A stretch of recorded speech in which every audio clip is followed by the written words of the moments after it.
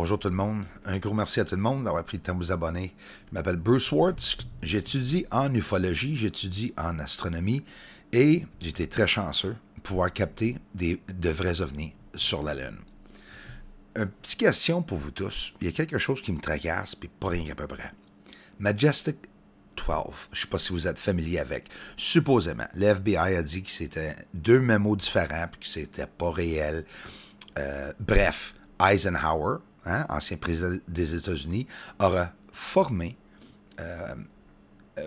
un comité secrète pour aller récupérer un ovni descendu des extraterrestres. Fait que moi, je vais vous demander quelque chose. Avec cette histoire-là qui a fait la urne, qui a fait le tour du monde dans la communauté astronomie et aussi ufologique, laisse-moi vous dire que pensez-vous que si un extraterrestre écraserait, qu'il ne viendrait pas le détruire par après pour enlever toutes les preuves ou tout simplement faire leur magique et téléporter leur vaisseau vers leur constellation aux états réticulés, par exemple? Sérieusement, dire qu'un extraterrestre va atterrir sur le sol ici et laisser une gigantesque vaisseau et partir, là, laisse-moi vous dire quelque chose. Il y a une possibilité que ce soit projet secret humain. Check bien les fâchés. Ruff, ruff, ça va japper. En réalité, tout ce qu'on connaît sur les ovnis peut être montré. La religion peut être montrée, le gouvernement peut être montré. Ah, t'as une minute, on le sait déjà. Hein? Check bien ça. Ça, c'est un ovni qui arrive à la surface, un de deux ovnis, mais regarde bien, il arrive pas de la surface, il arrive de la surface et non d'ailleurs. Regarde, piou, il décolle sur la surface, tu le vois monter, on va regarder ça encore. C'est spécial, là. Regarde comment est-ce que l'ovni éclaire le ciel. Hein? On voit une ligne noire, puis cet ovni arrive soudainement. C'est peut-être même une bombe, hein? La plus belle preuve. Il y a beaucoup de détails, là, dans cette vidéo. Ça, c'est un ovni qui arrive près du sol, mais regarde la lumière en arrière. Ça, c'est sûr que c'est à cause de l'ovni que c'est en train d'éclairer un grand endroit en plus, là. Mais regarde comment est-ce que cet ovni apparaît vers la gauche, ici. Regarde comme il faut. On va faire passer une couple de fois. Voyez-vous la ligne noire? Ça peut être un ombrage, ça peut être d'autres choses, ça peut être une trappe qui est ouverte, laisser sortir une lumière, bombe, ovni. Mais quand même, les théories qui peuvent venir de cette courte vidéo, là, c'est incroyable. C'est toutes des preuves qui devraient être dans les nouvelles, selon moi. Là. Excuse, là, je me vante pas du tout, ça m'impressionne. Parce que là, nous sommes sur le sol, pas juste que nous voyons une lumière. On voit une lumière qui change de direction et autre objet apparaît en l'entour de cet objet. Ça l'éclaire toute la fumée sur le sol, hein, que tu peux voir. Fait que c'est pas pour rien que je me demande s'il y a des nuages ou non sur la Lune. Juste à regarder ça, c'est facile. Hello, tout le monde. Imagine un extraterrestre qui arrive ici sur le sol de la Lune avec son vaisseau. Un vaisseau, hein, une bonne gang, puis il décède. Ils sont ici en train de faire des recherches, on parle de théorie. Ils sont ici en train de faire des recherches pour voir le terrain, tout simplement, le climat de la Terre. Ils sont en train de faire toutes leurs affaires personnelles ou top secret. Là, ça vient aux oreilles ou ceux en charge, extraterrestres. Essayez de me suivre. Qu'est-ce qui arriverait avec cette grosse événement-là, où il y aurait vraiment un ovni qui écraserait sur le sol, parce que je suis en train de parler à cause de Majestic 12.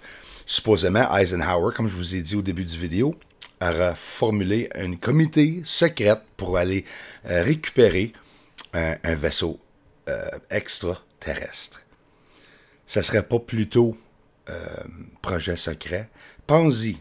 Ils vont-tu laisser leur vaisseau ici, avec tous les extraterrestres à l'intérieur, pour que Bob Lazar puisse pogner l'OVNI puis faire un back engineer, hein, pour être capable de savoir comment est-ce qu'elle fonctionne, morceau par morceau, en le défaisant morceau par morceau. ça serait pas facile pour un extraterrestre d'une autre planète tout simplement faire exploser ou téléporter cet ovni ou descendre pour le cacher ou enlever tous les mécanismes dedans. Tu comprends-tu ce que je veux en venir?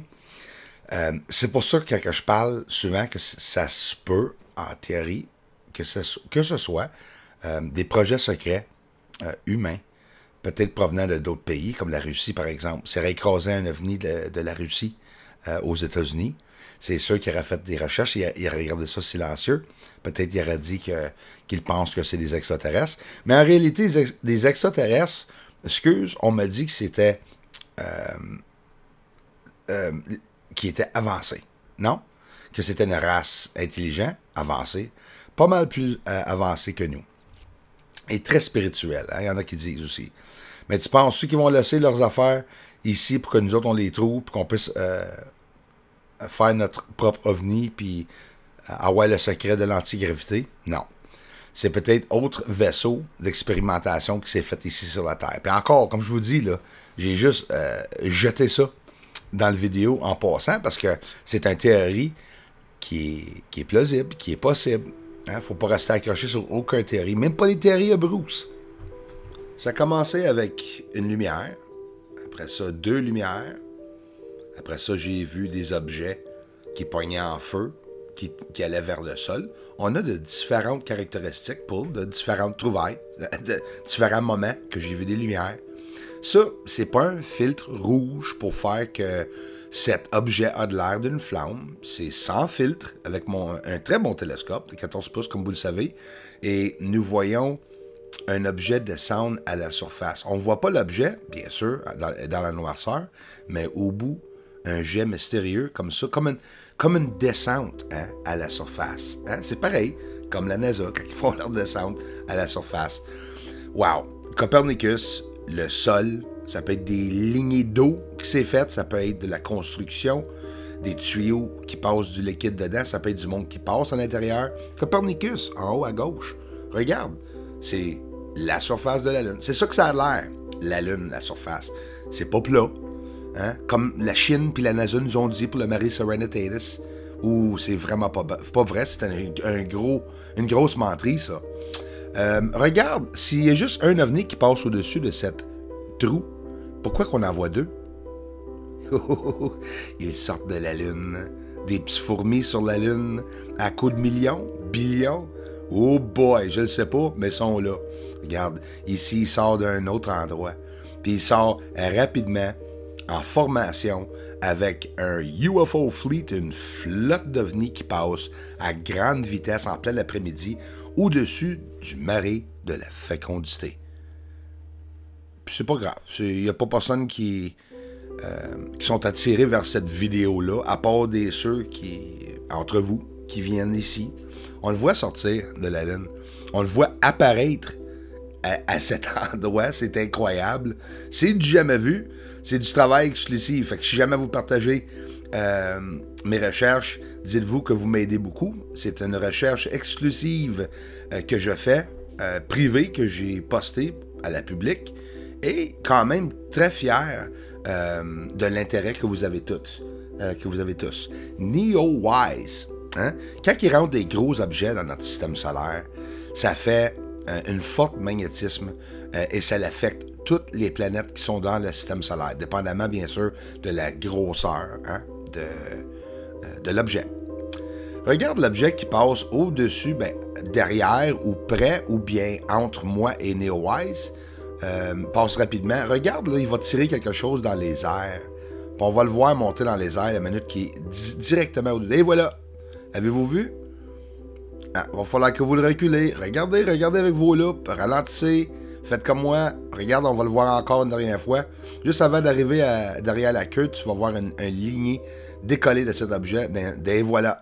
Puis, pas mal clair. À part de ça, je l'ai vu très comme il faut. Des petits aperçus, des petits détails, des choses qu'on peut voir. Le soleil, 2025, c'est supposé d'être très actif. Fait que ça veut dire, les amis, d'ici 2025, nous allons voir exceptionnel, j'espère qu'il écrase pas, mais en tout cas, sur la Terre, des astéroïdes, des météores et sûrement des comètes aussi. Ça, c'est une gigantesque pierre ou roche ou quelque chose, ou comète, ou pas comète, mais gros morceau de glace que vous voyez passer près du soleil. Hey Machette nous a dit qu'ils sont sur Mars, à l'intérieur du planète. Regarde ce que j'ai vu dans le ciel ici, en infrarouge, comme des ailes qui ferment alentour de cet objet. Des associations d'ufologie, ils font la même chose. Regardez, des trouvailles dans le ciel et sur la Lune, bien sûr. Qui dit que Hey Machette ne voulait pas parler de la Lune? Et en place, il a mentionné Mars. Je trouve ça extrêmement bizarre. Puis là, je vais vous parler de quelque chose de très important. Le flash que vous voyez là, à droite, ça se peut qu'il ait été lancé du sol. Ah oui, on parle de plein de choses là, sur le sol. Moi, je monte des lumières et sans explication, des fois, ça reste juste une lumière.